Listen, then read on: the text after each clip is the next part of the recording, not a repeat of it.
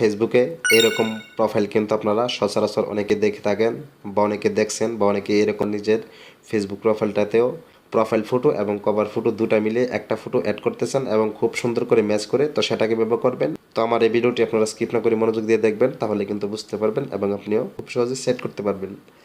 তো এই কাজটি করার জন্য আপনাদেরকে ছোট্ট একটা অ্যাপ্লিকেশন প্রয়োজন হবে। তো আমি ভিডিওর শেষে দেখাবো যে আপনারা অ্যাপ্লিকেশনটি কোথা থেকে ডাউনলোড করবেন, কীভাবে ডাউনলোড করবেন। তো আমি সরাসরি অ্যাপ্লিকেশনে চলে আসবো।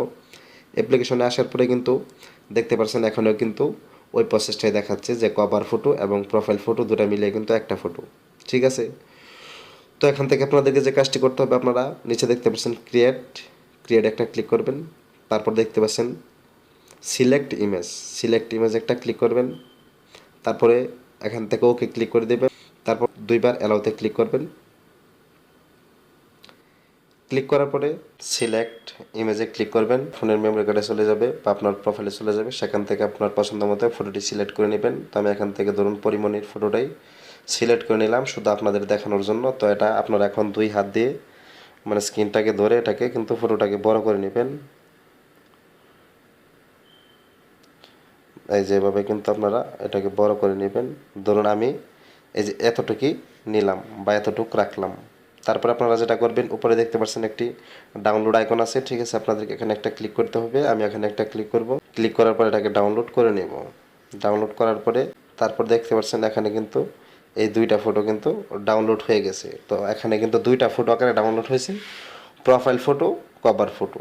এখন চলে যাবেন ফেসবুকের প্রোফাইলে, যেখান থেকে আপনারা মানে ফটোটা সেভ করবেন। তো আমি আমার ফোনের ফেসবুকে চলে যাব। তো ফেসবুকে যে এখন প্রোফাইলটা সেট করে আপনাদেরকে দেখাবো প্র্যাকটিক্যালি, তাহলে কিন্তু আপনারা বুঝতে পারবেন। তো আমি আমার ফোনের ফেসবুকে চলে যাব। আমি আমার প্রোফাইলে চলে আসলাম।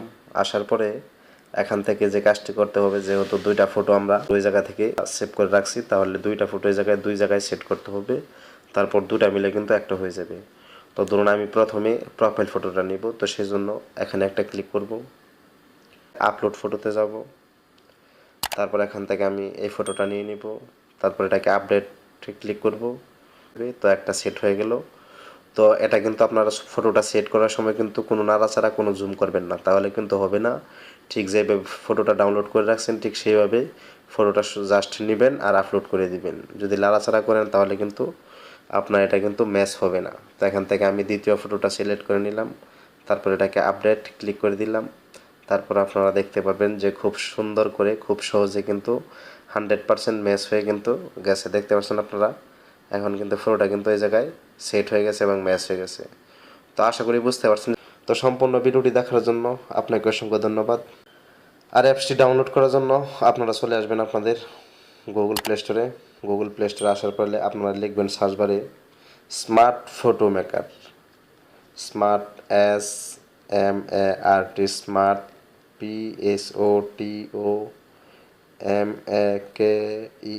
মেকার লিখে সার্চ দেওয়ার পরে আপনাদের সামনে অনেকগুলো অ্যাপ্লিকেশন শো হবে। এখান থেকে আপনাদেরকে যে অ্যাপ্লিকেশনটি ডাউনলোড করতে হবে, নিচে দেখতে পাচ্ছেন স্মার্ট মানে একটা মেড ফটো দেওয়া আছে, ওই অ্যাপ্লিকেশনটাকে ডাউনলোড করে নিতে হবে। তো আশা করি বুঝতে পারছেন।